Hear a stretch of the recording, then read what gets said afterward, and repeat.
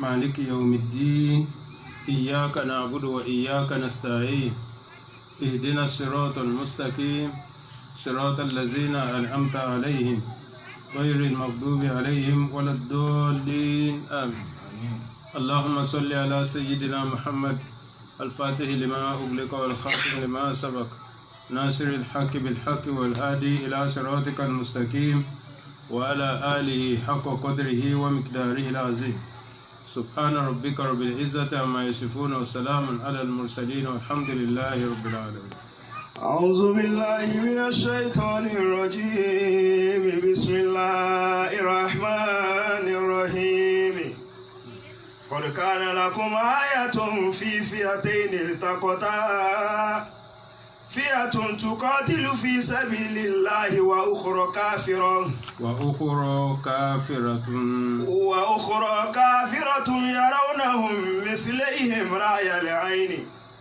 والله يؤيد بنصره من يشاء إن في ذلك لعبرة لأولي الأبصار. lórí àlàyé ogun tí a mọ̀ sí ogun Badri tí Ànábì Muhammad sallallahu alayhi wa sallam pẹ̀lú àwọn kèfèrí Mẹ́kà pàápàá jùlọ àwọn tá jẹ́ Kùrẹ́ṣì tí wọ́n jọ jẹ́ mọ̀lẹ́bí.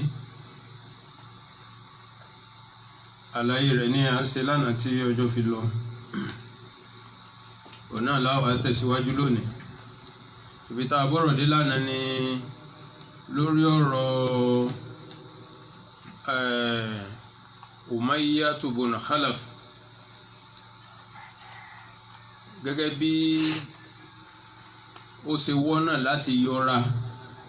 kó má fi lọ sójú ogun náà torí pé kèfèrí lòun náà ó sì wà nínú àwọn akọ kèfèrí tí wọ́n wà ní Mẹ́kà ṣùgbọ́n ó ti gbúrò pé ànábì ti sàsọ́lẹ̀ pé àwọn mùsùlùmí ni ó padà pa òun. Àsọ́lẹ̀ yìí tó ti wá gbọ́ ẹ̀rù wá ń bà ó mọ̀ pé níta ànábì bá sọ bí ó ti rí náà nù.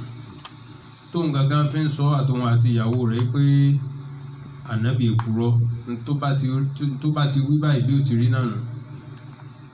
Ó yí ẹ títí ó wọ́nà títí ṣùgbọ́n Abu Jahali gbogbo ọ̀nà tí Umayyah tó gbà láti fi yọra Abu Jahali kọdí ó tàn ó kọdí títí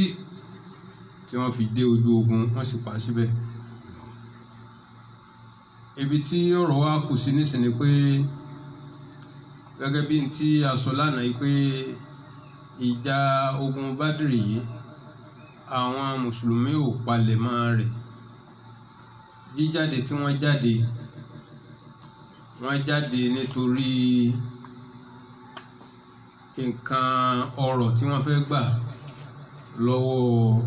Abu Sufyan àtàwọn yòókù rẹ̀ torí pé wọ́n ròyìn dúkìá tí wọ́n kó lọ sí ìrìn àjò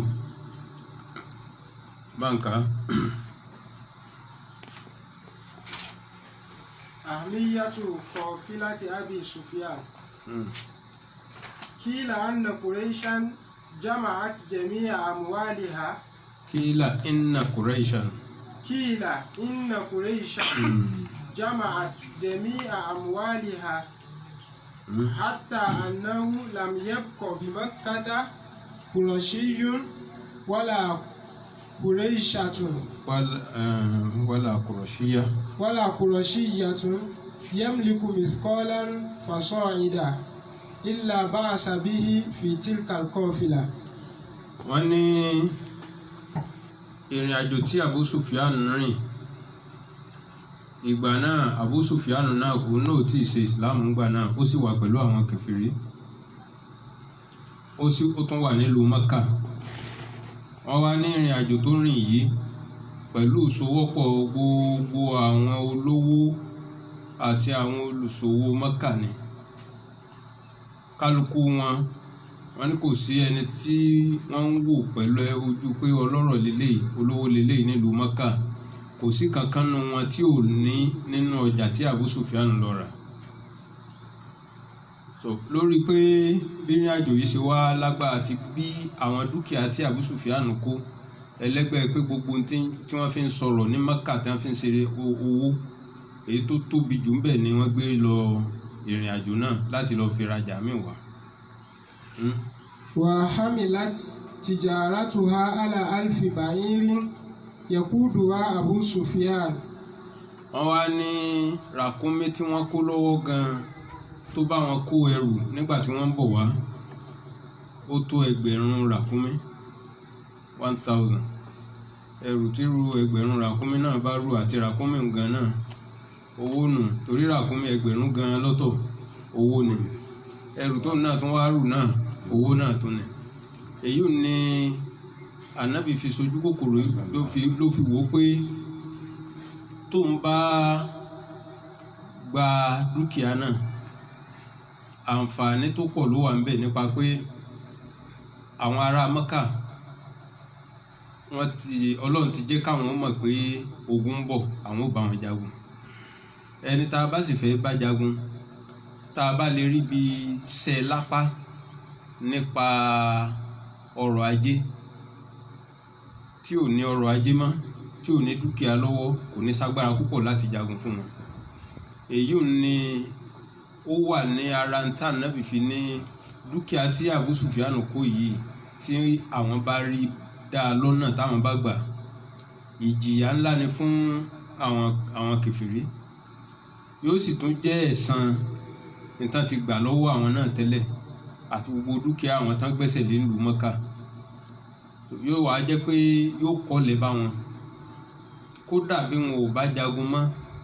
tán wà lálàáfíà wọn kán tó lè rìkọ́fà dúkìá tí Abu Sufyan kó lọ tí dúkìá ní bá lè bọ́ mọ́ wọn lọ́wọ́ kán tó rìkọ́fà rẹ̀ kìí ṣe ọdún díẹ̀ so èyí ló fà á tí wọ́n fi jáde Ọlọ́run sì ti sọ pé ó ti fún Ànábì ládéhùn sallallahu alaihi wasallam wípé ìwọ òjíṣẹ́ Ọlọ́run ìwọ òjíṣẹ́ mi ń fún yín ní ìṣẹ́gun àmọ́ èyí tí ń ṣẹ́gun ìkànnù méjèèjì ńlẹ̀ ṣẹ́gun àmọ́ èyí tẹ́ ṣẹ́gun bẹ̀yìn ní sọ fún yín níṣẹ́ torí náà inú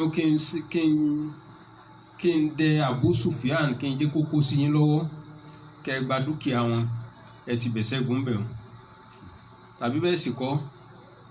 kẹ́ lójú ogun kẹ́ fèsì ara yín ẹ sì kànnù méjèèjì èwo ni ó wàá jẹ́ ń bẹ̀ ìníwìyí fún yín níṣẹ́ ní ipasẹ̀ pé àdéhùn ti wà tànàbí náà ti mọ̀ pé àwọn ó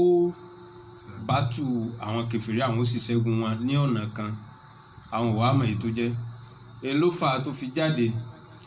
wọn ò wá múra ìjà kódà ọ̀pọ̀lọpọ̀ nínú àwọn sàábí ní Mẹdínà wọn ò bá wọn jáde ìgbà tó jẹ́ pé kìí ṣe pé wọ́n ń lọ jagun ni wọ́n fẹ́ lọ gba nǹkan ọ̀rọ̀ tán kó bọ̀ ni àwọn tán sì ń kó nǹkan ọ̀rọ̀ bọ̀ ni wọn ò pọ̀ tó òǹkà tó jáde 313 ni àwọn tán tẹ̀lé ẹrù tán kó ẹrù bọ̀ wọn ò ju àárín 30 sí 40 lọ so ń tọ́ka sí pé wọn à lè kò sí nǹkan kan tán fẹ́ ṣe wọn ó gbà so èyí ò ní ò jẹ́ kí àwọn ìyókù náà rọ́ jáde pé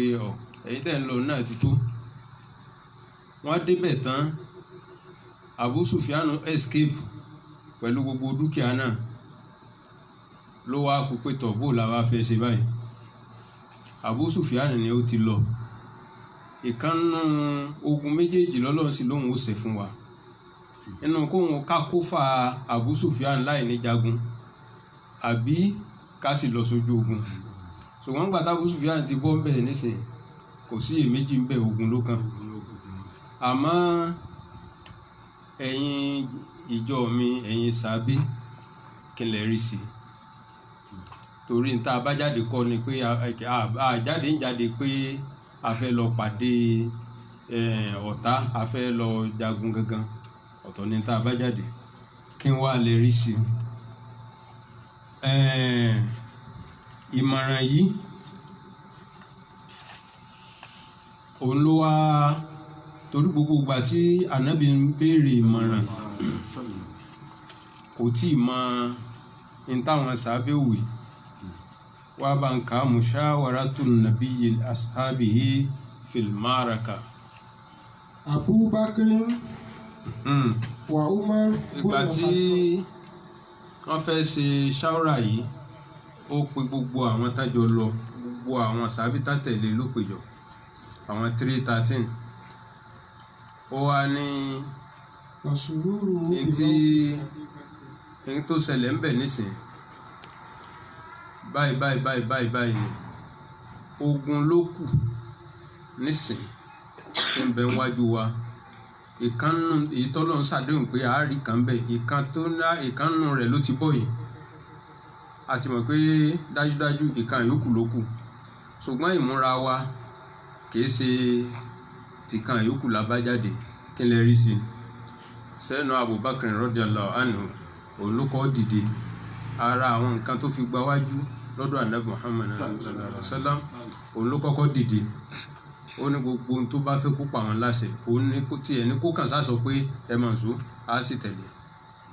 tó bá ní ká ká lọ ni àwọn tẹ̀lé, tó bá ní ká padà àwọn padà náà nù. òun ní kó mọ tó bá rí, torí òun ló mọ tọ́lọ́run fẹ́ kó sáà ti sọ fáwọn. ó sọ̀rọ̀ tínú Ànábì dùn, ojú Ànábì túká díẹ̀. Sayyidina Umaru dìde, òun náà tún sọ̀rọ̀ tó tún dùn Ànábì nínú pé kí náà ọtún sẹ́yìn máa bí wá, ìwọ lọ káwọ̀ rẹ̀ láwa, gbogbo tó bá fẹ́ náà ni. kálukú wọn ṣà ń dìde lọ́kọ̀ọ̀kan. ṣùgbọ́n nígbà tó yá tí ẹni tó wá sọ̀rọ̀ gbẹ̀yìn nínú àwọn ará Mákà, tó gbogbo àwọn tí ń kọ́kọ́ ń dìde àwọn tán ṣe híjírà láti Mákà ni, àwọn ará Mádínà jókòó ń wòran. ẹni tó wá sọ̀rọ̀ gbẹ̀yìn ní Al-Miqdad bin al-Aswad. Ya Rasulallah. òun ló wá sọ pé ya Rasulallah. La naqulu laka kama qalat banu Isra'ila li Musa. ó ní ìwọ Ànábì, ìwọ òjíṣẹ́ Ọlọ́run, kí ló dé tó ń sẹ́nu kù láti pàṣẹ fún wa? gbogbo ohun tó bá wù ọ́ ni ó pa láṣẹ fún wa. má fọkàn sí pé àwọ̀ dàbí àwọn ìjọ Musa, bóyá ń lọ ń rò tó fi fẹ́ sáré pàṣẹ. torí àwọn ìjọ Musa, ìwọ náà lọ pìtàn fún wa nínú Al-Qur'ani pé pàtí Musa kó wọn dójú ogun tó yẹ kán tẹ̀lé lọ ìpètọ̀ lóyá ìjà lọ wọ ìlú àwọn ọ̀tá. àwọn ìjọ Musa, àwọn Bani Israila, wọ́n ní ọ̀gbọ́n ní ìrìn ẹ̀ta àti ẹ̀tìrìn yìí ti sú wa ná. sọ rí ibi tá a dé dúró báyìí nísìn, ọ̀rọ̀ ká lọ pé ká lọ bì kankan nísìn, àwọn ò níbì kan lọ mọ́ báyìí. kò síbi tá a lọ mọ́. kálukú wọn bá jòkó, wọ́n gbá pèrè, wọ́n gbá àga, wọ́n jòkó. ẹni tó jòkó lẹ́ẹ̀lẹ́ kálukú sá jòkó. àwọn Musa nítò ẹ wàá fèmí nìkan rẹ̀ ní wa ṣé bọ́ ọlọ́run ṣé bọ́ ọlọ́run ló rán ṣe ọlọ́run tó dá sánmọ̀ àtilẹ̀ ṣé kò lè dá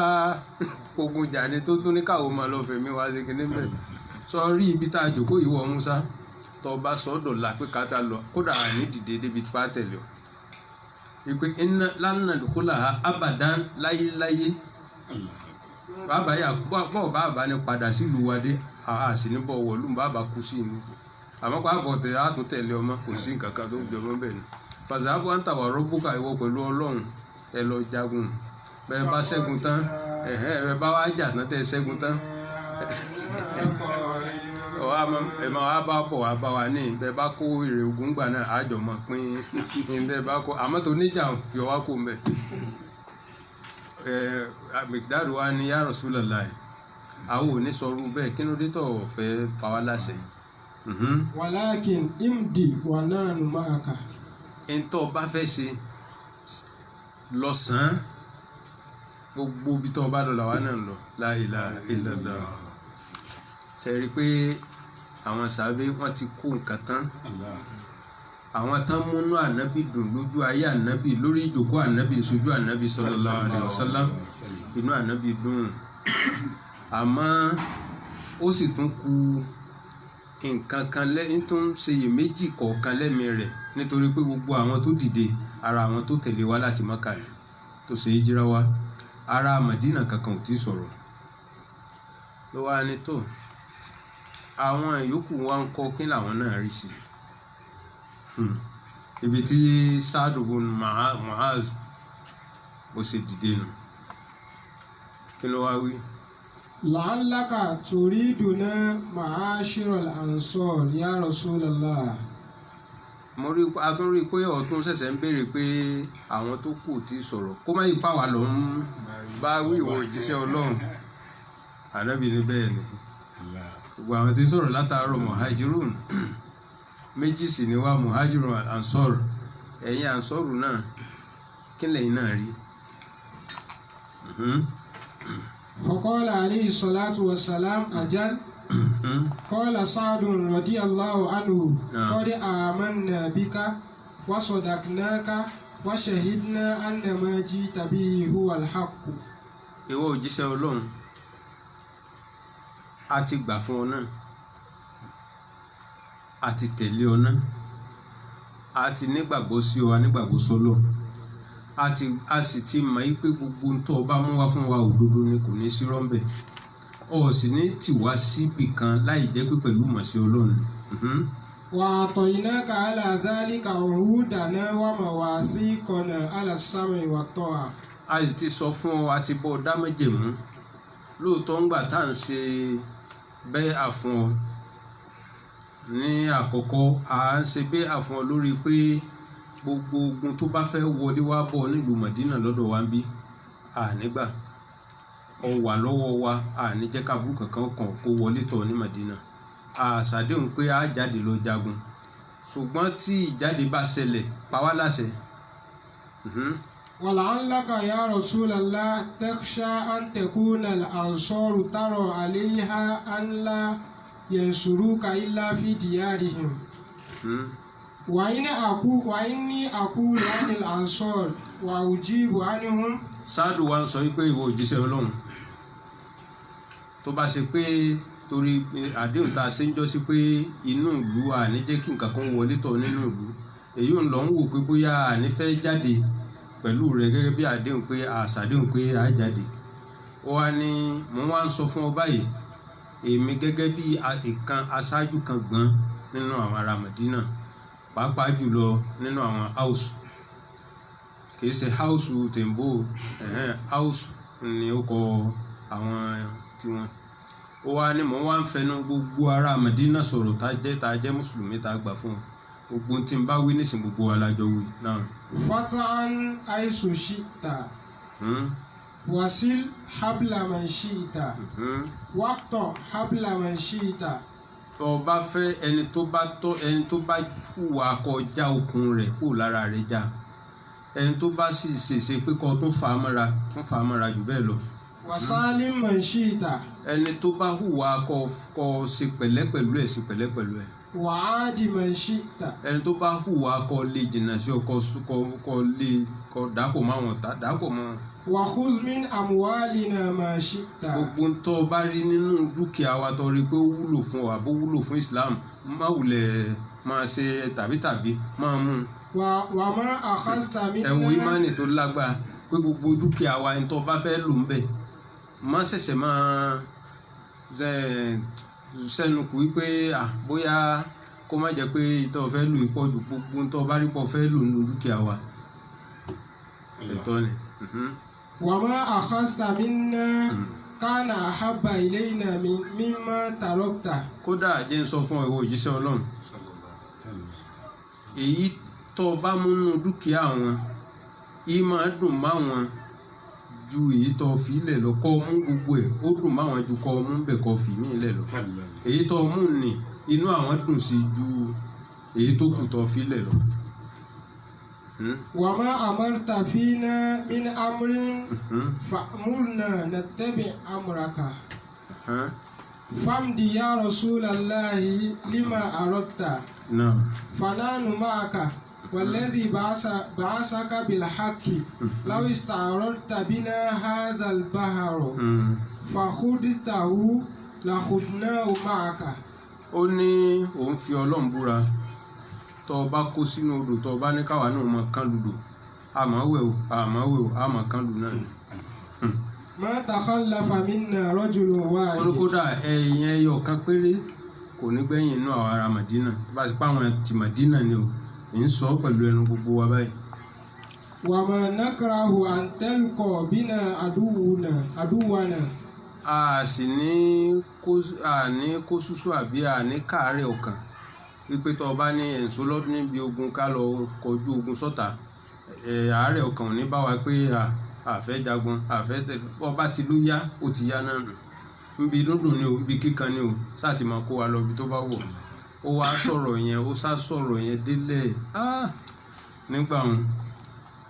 wọn ní gbogbo ẹni tí ń rí ànábì ńgbà náà wọ́n ń rí pé ìdùnnú gan hàn lójú rẹ̀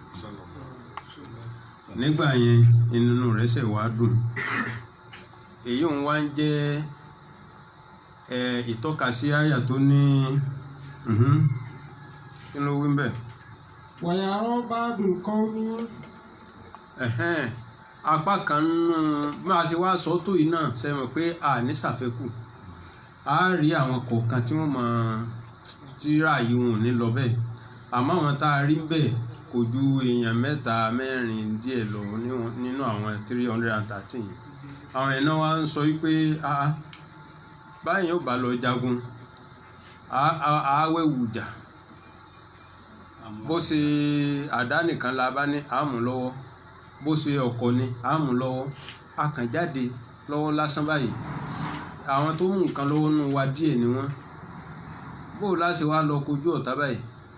àwọn èèyàn ń sọ bẹ́ẹ̀ ṣùgbọ́n àmọ̀dájú tànàbì ti mọ̀ wípé n tó ti lè mú kábù Sùfíánù bọ́ máwọn lọ́wọ́ yẹn èyí táwọn lọ yìí làwọn ti ṣẹ́gun òun ti mọ̀ yìí àwọn múmìnì náà sì ti mọ̀ pé ànábì ò ní kó àwọn lọ bì kan tí ó wàá jẹ́ pé aburú ni ó já sí àwọn jẹ́rìí pé ànábì ò ní kó àwọn lọ torí kó tó kó àwọn lọ ọlọ́run ti yọ́nú sí náà èmi dé ọ̀rọ̀ àwọn èyí wọn ò rinlẹ̀ gbogbo wọn padà ní rárá tànàbì bá ti wí náà ni wọ́n sì tẹ̀lé radiyallahu anhum ajma'un náà nígbàtí ó wá rí báyìí ó wá kú kí wọ́n bẹ̀rẹ̀ sí lọ wọ́n wá ń lọ fáá tí wọ́n fi dé ààyè ibi tí wọ́n tẹ̀dó sí ní ogun Badri ní ààyè tí wọ́n ń pè ní Badru òkè Badar nítorí fi pé bẹ́ẹ̀ náà ni pé kànga tó wà ń bẹ̀ kànga kan wà ń bẹ̀ tó kọ rẹ̀ ń jẹ́ Badar ó kọ kànga yẹn náà fi sọ ààyè náà ìyẹn náà ni wọ́n wá fi sọ ogun náà nígbàtí wọ́n wá bọ́ sọ́nà tí wọ́n tẹ̀dó náà. والتقى الجمعان. ibi tá à ń lọ ni pé tagiru makori mùsùlùmí nígbàtí ànábì tán débì kan níbẹ̀ wọ́n tẹ̀dó síbẹ̀ nígbà wọ́n wá dúró bẹ̀ ìkànnú àwọn sàábí wa mú mọ̀ràn wá kí ló wá wí. Ya Rasulallah. iktirahan min al-Hubab ibn al-Munzir. al-Hubab ibn al-Munzir nígbà tí ànábì fi hàn wọ́n pé ibi táwọn ó sọ̀kalẹ̀ sí ní sallallahu alaihi wasallam Hubab wa ń sọ fún ànábì. Ya Rasulallah. pé ó jíṣẹ́ Ọlọ́run. Ara'ayta hadha al-manzila amanzilan anzalakahu Allahu am huwa ar-ra'yu wal-harbu wal-makida. ó ní ìwọ jíṣẹ́ Ọlọ́run ibi tá a tẹ̀dó sí tá a sọ̀kalẹ̀ sí tá a fẹ́ fi ṣe ibùdó wa lójú ogun yìí ṣé Ọlọ́run ló ní ká dúnbí ni àbọ̀ kan mú suggestion wá ni pé àbá lọ dá pé ibi ìdá ó wá ní rárá Ọlọ́run ò sọ pé dandandandan ibi báyìí ni ká dúró àmọ́ òun kàn wò pé ká dúró ní ìní. فقال رسول الله صلى الله عليه وسلم لا بل هو الرأي والحرب والمكيدة وقال يا رسول الله فإن هذا ليس بمنزل. ó wá ní tó bá rí bẹ́ẹ̀ tó bá rí pé kì í ṣe pé Ọlọ́run ló ní dandan ibi tá a jòkó ni owó òṣìṣẹ́ Ọlọ́run eléyìí sáàyè tá a lè dúró ìmọ̀ràn wà امض بالناس حتى تأتي أدنى ماء من القوم فننزل ó ní tá a bá dúró ní àwọn kànga sì tún kù níwájú wọ́n pọ̀ níwájú tó jẹ́ pé táwọn abala dúró ní táwọn kèfèrí bá dé wọn ó kọ́fà bí kànga yẹn a sì láàfẹ́ kan lágbára tí wọ́n bá ilé kọ́fà bí kànga wọn máa rómi mu wọn ó sì tún máa lágbára sí torí náà gbogbo ibi tí kànga bá wà ní ẹja kọjá bẹ̀ ká wá lọ sí the last kànga tó bá wà ní òkè Bádàrí ká wá lọ síbẹ̀ táwa bá wá débẹ̀ kí ni ká ṣe. ثم نبني عليه حوضا فنملأه ماء. tá a bá wá débẹ̀ ká wá ká mọ àìdá ká wá kòkò àmọ̀ àwọn kòkò tá a lè rọmi sí àbí ká gbẹ́ ilẹ̀ táwa pọn gbogbo àwọn kànga tí ń bẹ ní agbègbè àmọ́ wá pọn àmọ́ dà sí ibi tí kòtò tá a gbẹ́ ní tá a fi ṣe gẹ́gẹ́ bí a lè pè ní swimming pool táwọn hòtẹ́ẹ̀lì máa ń kọ́ síbẹ̀ ká gbẹ́ nílẹ̀ẹ́lẹ̀ tá a rí i pé ilẹ̀ ẹ̀bẹ̀ mọ́ àmọ́ gbogbo omi kànga tó wà ń bẹ̀ àti míì tó bá tún wà níwájú tá a bá mọ̀ pé ó ti tún jìnnà jù á kó gbogbo omi rẹ̀ á gbọ̀n kú ń bẹ̀ á dà sọ́dọ̀ wa èyí tá a bá lè dà sọ́dọ̀ wa kànga yòókù gan ká kó ẹrọ̀fọ̀ ká kó di débi pé ifun táwọn kèfèrí bá dúró ń bẹ̀ gan wọn à lè rómi mú ń bẹ̀. ثم نقاتل القوم فنشرب ولا يشربون. nígbà tí wọ́n bá dé tíjà bá ṣẹlẹ̀ tógun bá dójú ogun túláṣẹ ni tí ń jagun yóò gbẹ̀ngbẹ̀ omi pàápàá ẹni tó jìjẹ́ ìlú Mọ́kà tẹ́lẹ̀ ìlú Mádínà gbogbo àwọn agbègbè ibẹ̀ oòrùn ló pọ̀ jù wọ́n máa nídìí omi gan orí ìdí eléyìí àwọn ò máa rómi mu àwọn ò ní rómi mu kò sì sírú omi tán lè gbé lọ́wọ́ pẹ̀lú ìró tá à ń gbọ́ bí wọ́n ṣe pọ̀ tó yìí wọ́n mú tán kò lè tó wọn mu. فقال رسول الله صلى الله عليه وسلم أشرت بالرأي. naam ìní bàtà nàbí wàá gbọ́ mi ó ní kódà làákàyè bẹ́ẹ̀ bí ọ̀rọ̀ rẹ kíá wọ́n ti mú ṣẹ́ṣe lórí ẹ̀ kódà wọ́n gbà wá ní ọ̀rọ̀ náà pé kí ilé ẹjọ́ náà tó sú wọ́n ti gbogbo bó ṣe ní ká ṣe yẹn wọ́n ti ṣe gbogbo ibi tó yẹ ká dí àwọn kànga yòókù ibi tó mi wà wọ́n ti dí ibi tí àwọn tí wọ́n tẹ̀dó sí wọ́n ti gbẹ́ kẹ́ní síbẹ̀ wọ́n ti bí dáàmù lápè ní bíbá kan ní wọ́n ti gbẹ́ síbẹ̀ wọ́n ti fomi sí wọ́n kàn retí kí kógun ó ṣẹlẹ̀ lókù. tajassusul muslimina. nígbà wọ́n wá ṣe bẹ́ẹ̀ tán ó wá sọ fún ó wá kú pé wọ́n fẹ́ mọ kí ni ń ṣẹlẹ̀ sáwọn kèfèrí níbo wọ́n dé dúró bó wọ́n ṣe pọ̀ sí bákan. أرسل النبي صلى الله عليه وسلم عليا والزبير وسعدا يتحسسون أحوال الكفار. àwọn mẹ́tẹ̀ẹ̀ta tán dákọ̀ yìí Sayyidina Ali wa Zubair àti wọ́n rán wọn ní pé ó yá ẹ̀yin mẹ́tẹ̀ẹ̀ta ẹ lọ máa dọ́gbọ́n wo ìṣesí wọn kẹ́sì má jẹ́ kán fura sí yín. فأصابوا غلامين لهم كان يمدانهم بالماء. nígbà tí wọ́n ń lọ wọn àti dé ọ̀dọ̀ wọn tán wọ́n rí àwọn ọmọkùnrin méjì kan àwọn ọ̀dọ́mọkùnrin méjì kan wọ́n wá rí i pé wọ́n fura sí wọn pé ara àwọn ẹjẹǹtì àwọn kèfèrí ni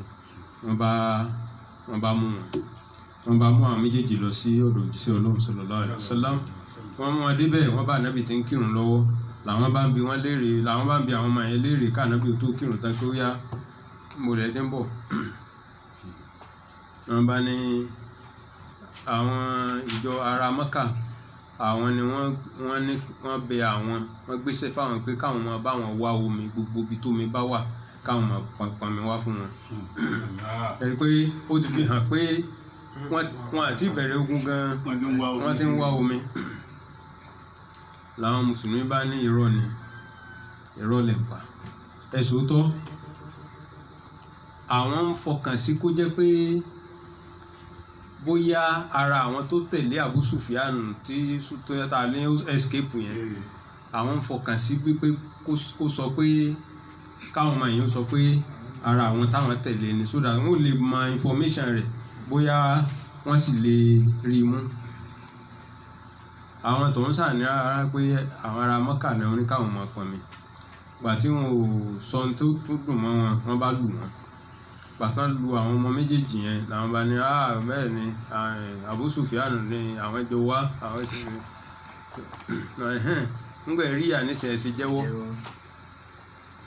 bàtà ànábì wa kírun tán ànábì wa ní ẹ̀yin jàmá mi ńgbà téèyàn sòótọ́ fún yín ẹ̀ ń fìyà jẹ ó wá purọ́ fún yín tẹ́ ẹ wá filẹ̀ èyí tó kọ́ sọ lákọ̀ọ́kọ́ nǹkan lóòótọ́ òye òun lẹ́sìn náà sí ó wá purọ́ nísìnyí pé ọ̀dọ̀ Abu Sufyan ni ẹ wá filẹ̀ ẹ̀ náà mọ́ torí náà nǹkan tí kọ́kọ́ wí lákọ̀ọ́kọ́ nǹkan lọ̀rọ̀ agent àwọn ará Mọ́kà ni torí náà mú wọn wá ní wọ́n bá wọn wá àwọn bí wàá bẹ̀rẹ̀ sí béèrè information àwọn mélòó ni wọ́n bó ni wọ́n ṣe wà kí ni wọ́n kó lọ́wọ́ èmi dé àwọn ọmọ méjèèjì wá jẹ́ kí ànábì ó mọ̀ pé gbogbo alágbára tí ń bẹ ní Mọ́kà àti gbogbo ọ̀gá àti gbogbo aṣáájú àti gbogbo olówó gbogbo àwọn big man ní Mọ́kà gbogbo wọn ni wọ́n jáde wá bí ogun náà. òun ló fẹ́ lòmíì rọ́pò ara rẹ̀ inú àwọn mùsùlùmí wá dùn pé tí àwọn bá lè ṣe ogun eléyìí a jẹ́ pé àwọn ará Mọ́kà ò láṣáájú kan sàn mọ́ wọn láṣáájú kan sàn mọ́ táwọn bá sì lè ṣe ogun yìí wọn à ní nǹkan ọrọ̀ gidi mọ́ torí àwọn ọlọ́rọ̀ wọn náà ni wọ́n kún ojú ogun yìí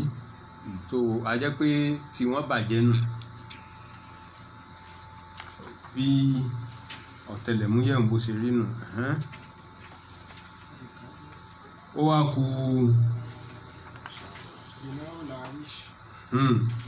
gbà tí wọ́n wá sọ̀kalẹ̀ síbi tí wọ́n fẹ́ sọ̀kalẹ̀ sí tí wọ́n sì ti tọ́jú gbogbo ààyè ibi tí omi ó wà tán ti pọnmi tán sí gbogbo ẹ̀ ẹnìkan nù wọ́n tún wá mú mọ̀ràn wá wípé ó yẹ ká kọ́ ààyè kan fún ànábì sallallahu alaihi wasallam ń gbọ́ jẹ́ pé òun ni adarí wa olùgá olùkọ́mándà òun ò gbọ́dọ̀ wà ní ààyè tí ó jẹ́ pé public place ó yẹ kó wà níbì kan tó yẹ pé àwọn ẹ̀ṣọ́ yóò wà pẹ̀lú rẹ̀ sọ́ra kò ní sí pé nǹkan kan ò lè kàn gbogbo ohun tí ó bá pé nǹkan tó kàn àwọn ni nǹkan ó máa kàn ta ló mú mẹ́rin eléyìí ń wá. bìtìrọ̀ sáàdì bùnú Muaz. náà sáàdì bùnú Muaz olómú mẹ́rin eléyìí ń wá sáàdì bùnú Muaz ta ní òun lọ́rẹ́ Umayyatu bùnú Khalaf tí wọ́n pa sójú ogun tó jẹ́ kèfèrí sáàdù yìí mùsùlùmí ni Umayya kèfèrí ni akọ kèfèrí gan pẹ̀lú òun náà la ní kò fẹ́ wá ojú ogun wọ́n túláàsì rẹ̀ ni kódà ó rò kóhun ó rí bí yọra kóhun tó dé Mádínà Àbújá lè òjò rí bí yọra títí tó gun fi ka mọ́bẹ̀ títí tí ọwọ́ fi tẹ̀ náà. Ya Nabiyallah. Olúwa sọ báyìí pé ìwọ òjíṣẹ́ Ọlọ́run. Ala nabni laka arishan takunu fihi thumma nalqa aduwana. Ó ní jẹ́ ká kọ́ arish ká kọ́ búkà kan fún ọ tó máa wà ń bẹ̀. Thumma nalqa aduwana. Tá a bá wá kọ́ báwọn tán àwọn ò lọ pàdé àwọn ọ̀tá ń tiwa. Fa'in a'azzana Allahu. Ìwọ máa wà ní abẹ́ búkà náà. Ní tán pè ní arish ó ní ilé tá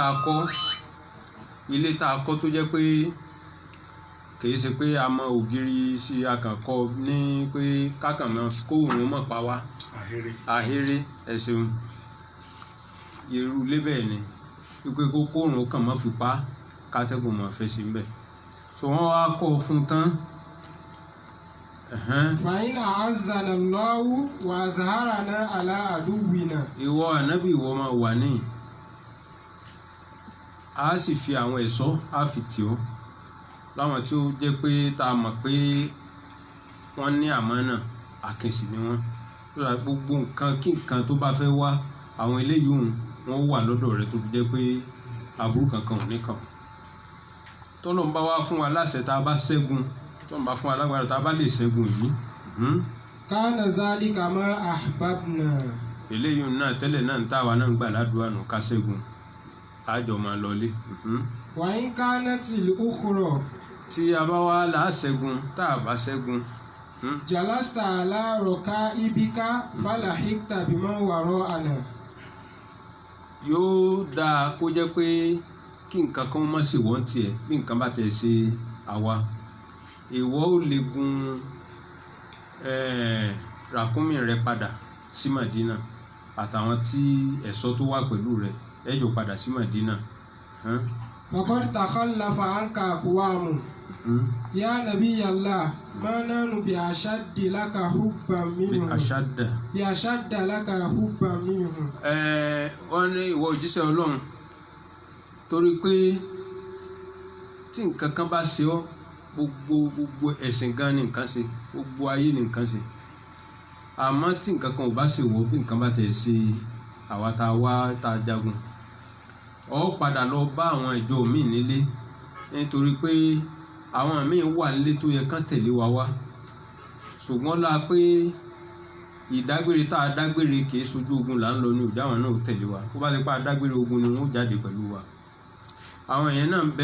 bẹ́nu wọn tó lóore jù wá lọ ń bẹ́nu wọn táwa náà ṣe jù lọ fún délé báyìí tí nǹkan kan bá ṣe wá lójú ogun ìwọ ò lè padà ọ lọ bá àwọn tọ̀hún lé. walau zannu annaka talqa harban ma takhallafu anka yamnauka Allahu bihim wa yunasihunaka wa yujahiduna ma'aka. wọ́n ní àwọn tán wà nílé tí wọ́n bá wa jáde nì táwọn náà bá mọ̀ pé ogun ń bẹ ni wọ́n jáde wọn ò mọ̀ ni fún délé báyìí àìwá ojú ogun wọn kò dá wọn ní láìfí kankan lẹ́yìn pé tá a bá ṣẹ́gun àjọ padà lọlé tá a bá ṣẹ́gun ìwọ ò lè padà lọ bá àwọn tó wà nílé náà. فأثنى عليه رسول الله صلى الله عليه وسلم خيرا ودعا له بخير ثم بنى المسلمون العريش لرسول الله صلى الله عليه وسلم على تل مشرف على ساحة القتال. nígbà tí ànábì gbọ́ ìmọ̀ràn yìí ànábì ṣàdúrà fún Sa'ad bin Mu'az ó ṣàdúrà fún gbogbo àwọn yòókù náà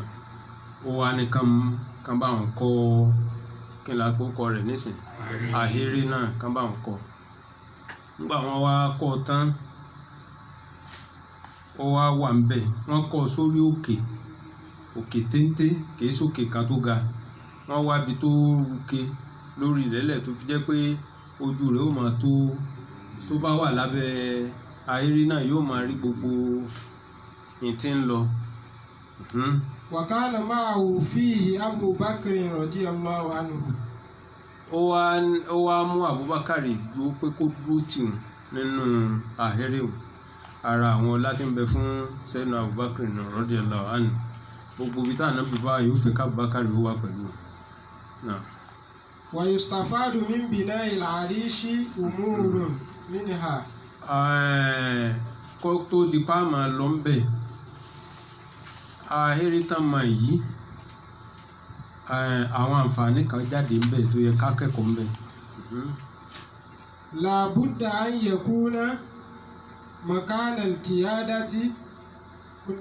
أن يكون مكان القيادة مشرفا على أرض المعركة. يتمكن القائد فيه من متابعة المعركة وإدارتها. alákọ̀ọ́kọ́ ni pé ààrẹ kọ̀ọ̀kan ń bẹ̀ pé àṣẹ tí èèyàn bá wà lójú ogun ẹni tá a bá fi ṣe balógun nì á wá àyè kan tó lé téńté tó ruke sókè díẹ̀ tójú rẹ̀ ó fi máa tó gbogbo tí ń bá ń lọ so tó bá rákìyèsí kankan yóò tètè command kò yẹ kó wà ní ilẹ̀ lẹ́pẹrẹsẹ tó yẹ pé ojú rẹ̀ ò ní tó ń tí ń bẹ ní wájú. ينبغي أن يكون مقر القيادة آمنا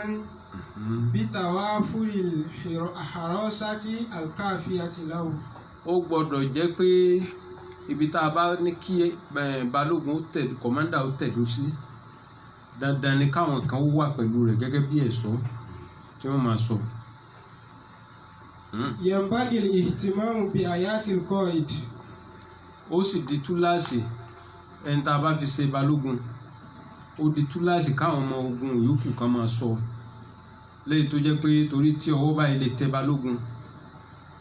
ogun fọ́nù. àpèjúwe rẹ̀ náà wà pẹ̀lú ní ọ̀dọ̀ àwọn ikán táwọn ikán bá kọ́lé wọn tán èyí tó jẹ́ ọba wọn wọ́n gbé pamọ́ ni tí wọ́n bá tún gbé pamọ́ tán àwọn kan tún wà nínú ilé rẹ̀ táwọn ó tún yọ yàrá tí wọ́n sọ́tọ̀ àwọn èèyàn ó máa ṣàvù ẹ̀ gẹ́gẹ́ bí àwọn èèyàn wà ní pálásì rẹ̀ àmọ́ ẹni tó bá wá fẹ́ fọ́ ilé wọn tó lòun fẹ́ wá ọba kan ó fẹ́ ríjà kan nù torí tí àwọn kan wọ́n ṣe ní section by section ni tí wọ́n bá ti lè gbọ́ kẹ́rẹ́ lára ilé wọn báyìí tó pé ó lè bù jáde díẹ̀ báyìí àwọn kan tó bá ṣẹ́ jáde ńbẹ̀ wọ́n ti múra ìjànú pé ọ̀tá ti dé wọ́n máa wá jà títí tí wọ́n fi kan ọ̀gá àmọ́ gbogbo bá ṣe ìka ni wọ́n bá ti gbáyàn mú lẹ́yìn pé téèyàn ó bá já wọn mọ́ ibi tán bá dì mú ni kìí ṣe pé èèyàn ó fàdé wọn wá jù yàn lẹ̀ wọn ó yà kú síbẹ̀ téèyàn ó já wọn tí ó já mọ̀yàn ní ara ni. Yorùbá náà ti ní tí ọwọ́ bá ti tẹ̀ bá lọ́dẹ ìgbẹ́ ti fọ́nù. tó fún di eléyìí wọ́n wá ṣe gbogbo ètò yìí wọ́n wá ń jẹ́ ẹ̀kọ́ fún àwa tá ń bọ̀ lẹ́yìn. Now. والتقى الجمعان. وبدأ الهجوم من قبل المشركين إذ برز الأسود المخزوم وكان موجبا بقوته وصرخ بحيث يسمعه المسلمون والمشركون قائلا وحق اللات والعزى لأشربن من حوضهم أو لأهدمنه أو لأموتن دونه. àti ìdébẹ̀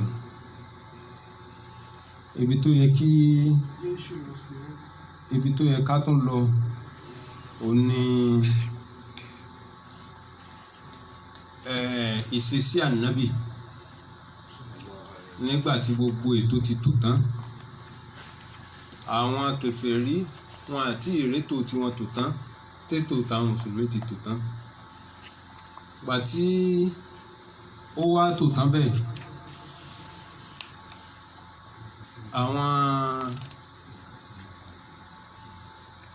àwọn ọmọ ogun èyí ti ṣẹlẹ̀ kó tó di pé wọ́n débi tá ti tẹ̀dó tá ti rí omi tá gbẹ́ kẹ́ni tá rọmi sí tá ṣe gbogbo ẹ̀ ó ti ṣẹlẹ̀ before that time ní tó ṣẹlẹ̀ ni pé nígbà tí wọ́n kọ́kọ́ débẹ̀ tí wọ́n ti tẹ̀dó síbi tá ti rí omi púpọ̀ ni oorun tán sùn bẹ́ẹ̀ pẹ̀lú bẹ̀rù ni àkọ́kọ́ ni pé wọn àrómi ẹ̀ẹ̀kejì ilẹ̀ ibi tán dúró gbogbo ibi tó jẹ́ sáìdì ibi àlèhódúwátò dúníyà tá a sọ ibi táwọn mùsùlùmí wà ní ìyẹn Qudwatu dunya. ibẹ̀ asán yanrìn ni yanrìn pọ̀ ń bẹ̀ gan so wọ́n wá kínní náà ó ní wọ́n là fún ìrìn láti máa rìn lẹ́yìn náà kò tún sómi àwọn míì bẹ́ẹ̀ nú wọn tó sùn tó ní jánábà látojú oorun tí wọn ò rí ìwẹ̀ jánábà wẹ̀ ńgbà tó mi ò tó gbogbo kínní wà pẹ̀lú wọn wọ́n sì ti ń wò pé ogun súnmọ́ ìbẹ̀rù yìí wá wà lára wọn kó tó di pé ọlọ́run wá ṣàánú wọn pẹ̀lú àwọn ìgbésẹ̀ kọ̀ọ̀kan àwọn ìgbésẹ̀ ní tó bá dọ̀la insha allah torí ọjọ́ ti lọ lónìí kí ọlọ́run ọba kó túbọ̀ máa gbé ògo fún Islam àwọn òfin àti ẹ̀kọ́ ó pọ̀ nínú ogun Bádìrì yìí òun la fi fẹ́ sọ délẹ̀ a máa wá yọ àwọn tó jẹ́ kókó bẹ̀ a máa yọ fún wa insha allah ọlọ́run bá kó bá ṣàlékún kẹ́gẹ́ fún Ànábì Muhammad gbogbo àwọn sàábé tí wọ́n fojú iná ogun yìí tí àwa mùsùlùmí ìsìn táwa wá ń jọrọ rẹ̀